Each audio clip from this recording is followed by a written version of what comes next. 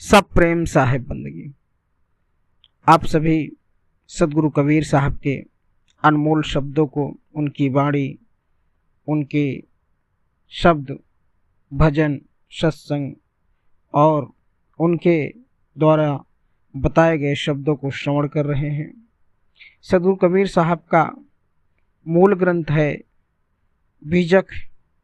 बीजक ग्रंथ में सदगुरु कबीर साहब ने संसार के समस्त ज्ञानों को पिरोया है।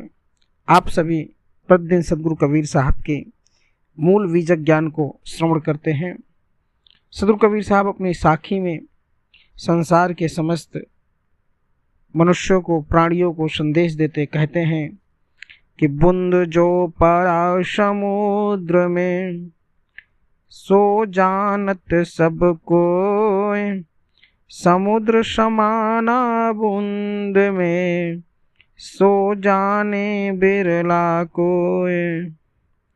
जहर जिमी दयरोपिया, अमी सींचै 100 बार, कबीर खलक ना तजै, जामे जौन विचार। सदगुरु कबीर साहब जी बताते हैं, समझा रहे हैं कि जिस तरह जिस वर्षा का जो जल होता है समुद्र में चला जाता है, जिसे सब प्राणी जानते हैं, सभी लोग जानते हैं, परंतु सूर्य की गर्मी और वायु के संपर्क से वाष्पीकरण द्वारा वही जल बदलकर बादल बनकर बूंदों में समा जाता है। इस बात को कोई बिरला ही जानता है। इसी तरह जीव का ब्रह्म में लीन होना बहुत से व्यक्ति सत्य मानते हैं, परंतु ब्रह्म का जीव में लीन होना अर्थात ब्रह्मत्व, श्रेष्ठत्व जो कि जीव में ही निहित होता है, इसे कोई नहीं जानता। यदि पृथ्वी में जहर का पौधा बो दिया जाए और उसे 100 बार भी अमृत से सींचने पर भी विष ही पैदा होगा। इसी तरह जिस व्यक्ति के मन में जो भी उल्टा सीधा विचार बैठ गया, उसे सद्गुरु द्वारा सैकड़ों बार सत्य उपदेशों देने पर भी वह दूर नहीं किया जा सकता।